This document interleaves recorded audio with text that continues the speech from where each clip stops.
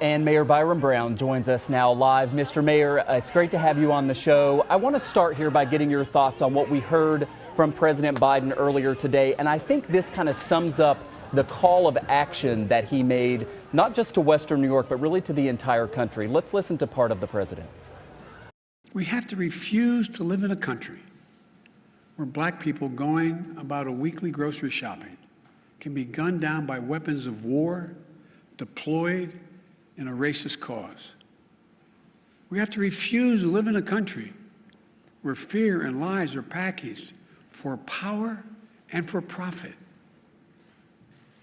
We must all enlist in this great cause of America. Mr. Mayor, you spent a good chunk of today with the president. A lot of people watching this may have liked what they heard from President Biden, but they're also looking for some type of action. What would you say to those who worry that this is a great photo op, and certainly there is importance in terms of helping this community heal and knowing that, you know, people in the highest positions of power are worried about what's happening here and looking to do something. But do you believe this actually leads to something tangible? I do believe that this leads to something tangible. President Biden and First Lady Dr. Jill Biden being here shows the president's commitment to change in this country.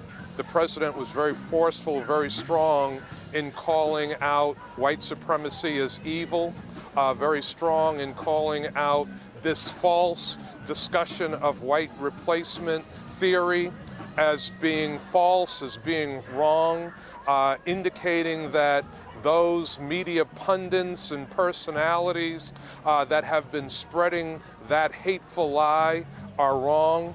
And the president talked about protecting African Americans and protecting Americans in general from gun violence and from the availability of guns too easily obtained in this country.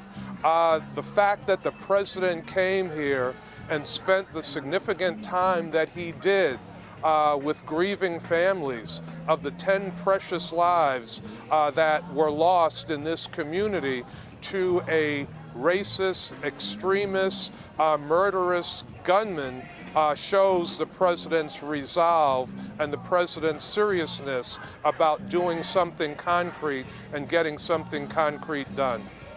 Yeah, Mayor, we don't like to spend a whole lot of time talking about this suspect, but we should point out, if you look at the manifesto, the racist rant that was posted online, it kind of lays out why he picked Buffalo, that he could find a large concentration of black people in one neighborhood. To be clear, there is no justified reason to kill innocent people, but that one is especially sickening. And it's caused folks to bring up, you know, the many decades of policies that have led to this being one of the most segregated metro areas in the country, the 6th most, according to University of Michigan researchers. Again, this dates back a long time, but I wonder if you think it's improved at all, and is it a priority of yours to address how segregated our community really is?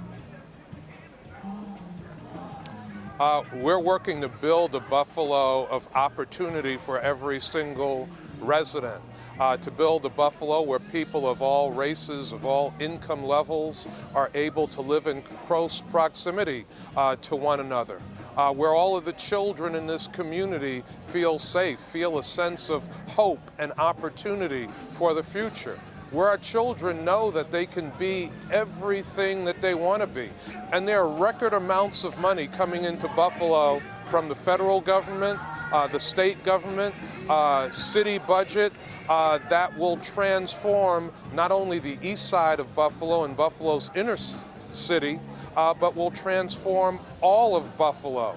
And my belief is that when any one of us rises, we all rise, and now is the time for significant investment to continue on the east side of Buffalo, for the east side to rise, and for all of Buffalo to continue to rise and prosper.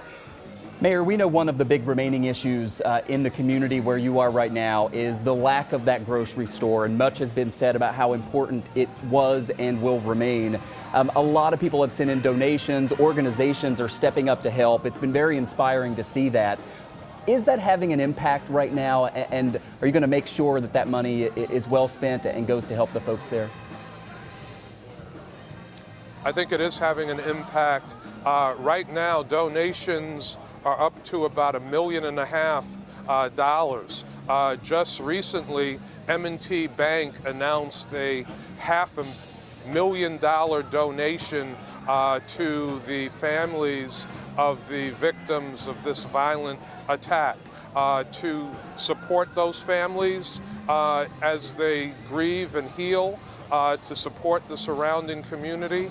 And M&T Bank employees, along with the African American Resource Group of M&T Bank, will be looking for other ways to contribute and to support the growth of this community as needed.